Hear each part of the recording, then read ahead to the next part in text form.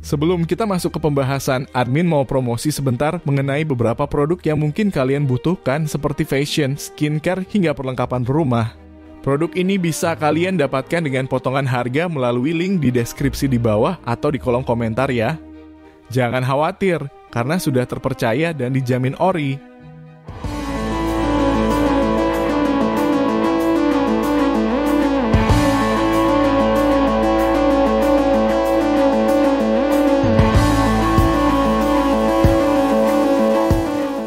Hai historian, kembali lagi di channel Delta Buana. Kali ini kita akan membahas mengenai materi dari sumber-sumber sejarah. Sudah kita ketahui kalau sejarah adalah ilmu pengetahuan yang disusun berdasarkan hasil penyelidikan atau penelitian dari berbagai peristiwa yang dapat dibuktikan kebenarannya. Dan tentu saja didukung dengan bukti-bukti yang otentik, hal inilah yang dapat dikatakan sebagai sumber sejarah. Lalu, apakah semua hal bisa dijadikan sebagai sumber sejarah?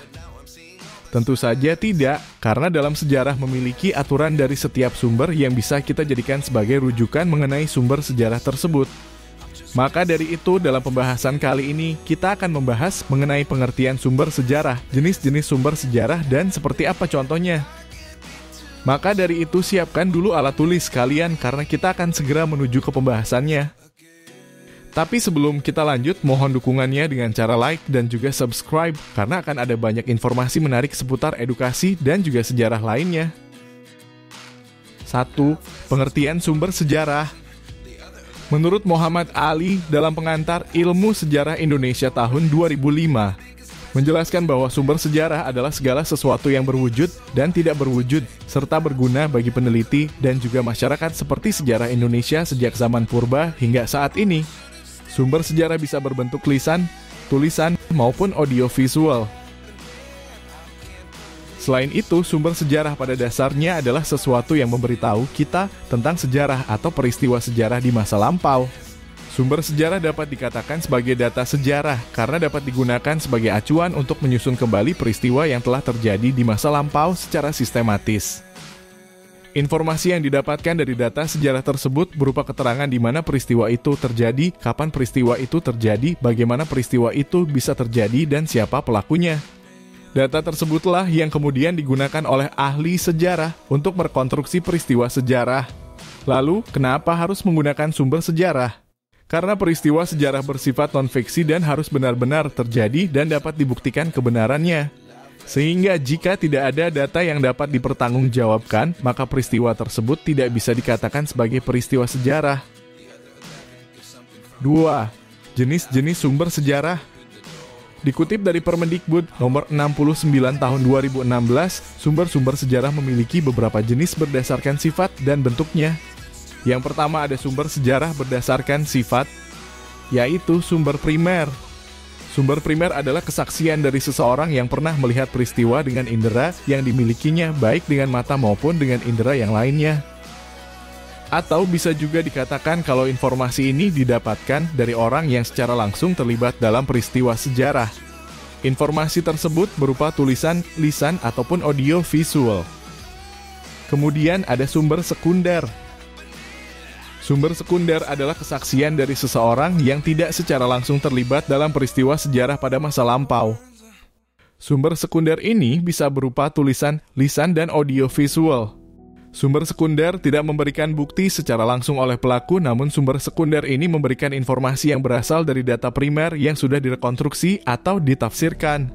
Biasanya penulis melakukan penelitian secara langsung terhadap peristiwa sejarah yang telah dibahas atau diteliti sebelumnya.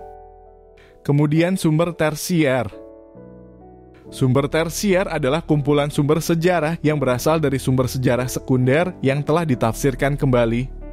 Sumber sejarah ini merupakan kumpulan dari beberapa hasil penelitian ahli sejarah yang telah dianalisis.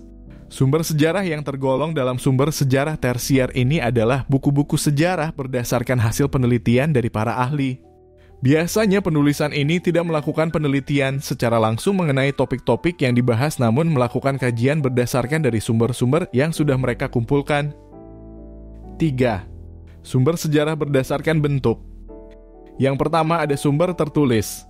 Sumber tertulis adalah sumber sejarah yang didapatkan dari peninggalan-peninggalan dari peristiwa pada masa lampau. yang berupa tulisan atau catatan. Contohnya prasasti, dokumen, piagam, naskah, surat kabar, hingga laporan. Selanjutnya ada sumber lisan. Sumber lisan adalah keterangan langsung dari orang-orang yang mengalami peristiwa sejarah tersebut. Selain diperoleh dari orang-orang yang mengalami langsung peristiwa tersebut, sumber lisan juga bisa diperoleh dari kerabat atau orang lain yang mengetahui peristiwa tersebut secara rinci. Dengan kata lain, sumber sejarah ini bisa digunakan untuk sumber primer dan sumber sekunder. Contohnya seperti wawancara.